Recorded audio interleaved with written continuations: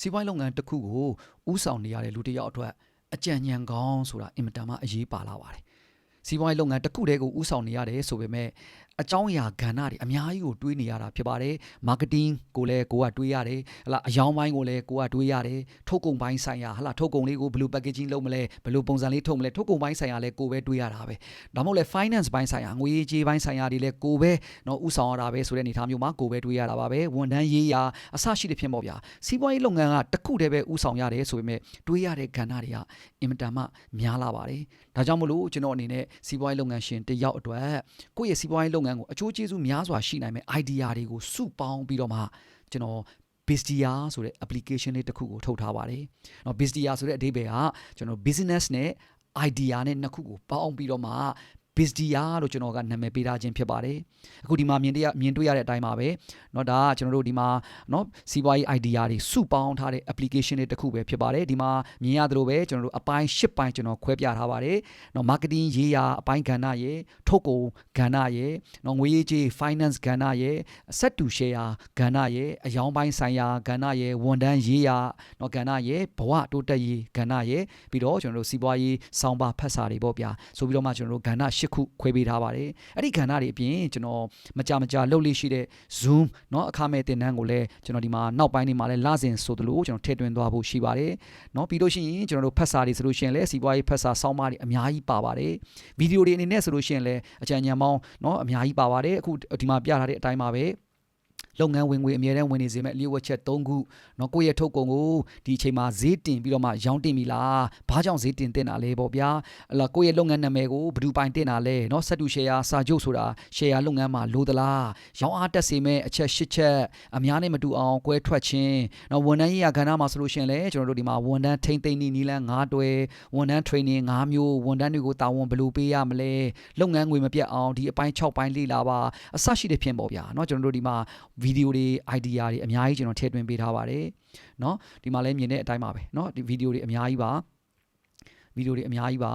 เนาะ marketing နဲ့ပတ်သက်တဲ့ဗီဒီယိုတွေဆိုလို့ရှိရင်လည်း marketing star ဆိုတာဘာလဲ marketing လမ်းကြောင်း၈ကြောင်းကျွန်တော် fix တွေကို free ပေးပါစားသုံးလူလိုအင်ဆန္ဒစားသုံးလူအစဉ်စဉ်ပြောင်းလဲလာပုံအစရှိတဲ့ဖြစ်ပေါ့ဗျာเนาะကျွန်တော်ဒီမှာဗီဒီယိုတွေအများကြီးကျွန်တော်ပါပါတယ်ဒါအပြင်ကျွန်တော် share လုပ်ငန်းနဲ့ပတ်သက်လာလို့ရှိရင်လည်း share စာချုပ်တစ်ခုမှာပါဝင်တဲ့အပိုင်း15ပိုင်းအကြောင်းကိုလည်းကျွန်တော်ရှင်းပြထားပါတယ်အဲ့တော့ဗီဒီယိုတွေအများကြီးပါเนาะဗီဒီယိုတွေအများကြီးဖြစ်ပါတယ်ဒီဗီဒီယိုတွေအကုန်လုံးကိုလည်းကျွန်တော်ကသက်ဆိုင်ရာကဏ္ဍအလိုက်စုပေးထားပါတယ်ဟလာ marketing ဆိုလို့ရှိရင်ကျွန်တော်တို့ marketing ကိုနှိပ်လိုက်မယ်ဆိုလို့ရှိရင်ဟလာ marketing နဲ့သက်ဆိုင်တဲ့ဗီဒီယိုတွေပေါ့ဗျာเนาะအဲ့လိုပဲကျွန်တော်တို့ကဟလာဝန်ထမ်းရေးရာကဏ္ဍကိုနှိပ်လိုက်မယ်ဆိုလို့ရှိရင်လည်းဝန်ထမ်းရေးရာနဲ့ပတ်သက်တဲ့ဒါဝန်ထမ်းတွေကိုတာဝန်ဘယ်လိုပေးရမလဲဝန်ထမ်းတွေကိုပေးတဲ့ training 5မျိုးเนาะလုပ်ငန်းတိုင်း meeting 3မျိုးလုပ်ပါအစည်းအဝေးမှတ်တမ်းထားရှိပါအဆရှိတဲ့ဖြစ်ပေါ့ဗျာကျွန်တော်တို့ဒီဝန်ထမ်းရေးရာနဲ့ပတ်သက်တဲ့ဗီဒီယိုတွေကိုလည်းတည်တံ့စုထားပေးပါတယ်အဆရှိတဲ့ဖြစ်ပေါ့ဗျာကျွန်တော်စီးပွားရေးလုပ်ငန်းတစ်ခုအတွက်အကျိုးရှိစေမဲ့ idea တွေကိုကျွန်တော်ကဗီဒီယိုနဲ့ရှင်းပြထားတဲ့အကြောင်းအရာတွေပဲဖြစ်ပါတယ်เนาะစောင်းပါးတွေလည်းပါပါသေးတယ်เนาะကိုကဗီဒီယိုကြည့်ခြင်းလည်းကြည့်လို့ရနိုင်တယ်လို့တစ်ဖက်မှာလည်းကိုကဖတ်ချင်တယ်ဆိုလို့ရှိရင်ဒီမှာစီးပွားရေးဖတ်စာများဆိုပြီးတော့မှတည်တံ့စုထားပေးပါတယ်ဒါလေးကိုကျွန်တော်တို့ကဟလာနှိပ်လိုက်မယ်ဆိုလို့ရှိရင်เนาะစီးပွားရေးဖတ်စာတွေပေါ်လာပါလိမ့်မယ်ဟလာကျွန်တော်တို့ဝင်ငွေလမ်းကြောင်း3ကြောင်းအကြောင်းဝန်ထမ်းတာဝန်ပေးနည်းเนาะအနာဂတ်ကိုဘယ်လိုပြင်ဆင်ရမလဲဝန်ထမ်းတွေကိုပေးတဲ့တင်တန်း5မျိုးအဆရှိတဲ့ဖြစ်ပေါ့ဗျာเนาะစောင်းပါးတွေအများကြီးကိုကျွန်တော်ဒီမှာစုစည်းပေးထားပါတယ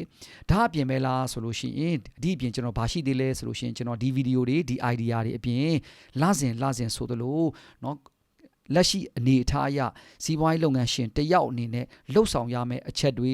idea တွေကိုလည်းကျွန်တော်လစဉ်ဆိုသလို update လုပ်ပြီးတော့မှဗီဒီယိုတွေအမြဲမပြတ်ဆိုသလိုကျွန်တော်အနေနဲ့တင်သွားပေးတဲ့အစီအစဉ်လေးတစ်ခုပဲဖြစ်ပါတယ်ဒါကိုကျွန်တော်က Bizdia application လို့ကျွန်တော်တို့အမည်ပေးထားပါတယ်ဒီဟာလေးဒီကျွန်တော်တို့ membership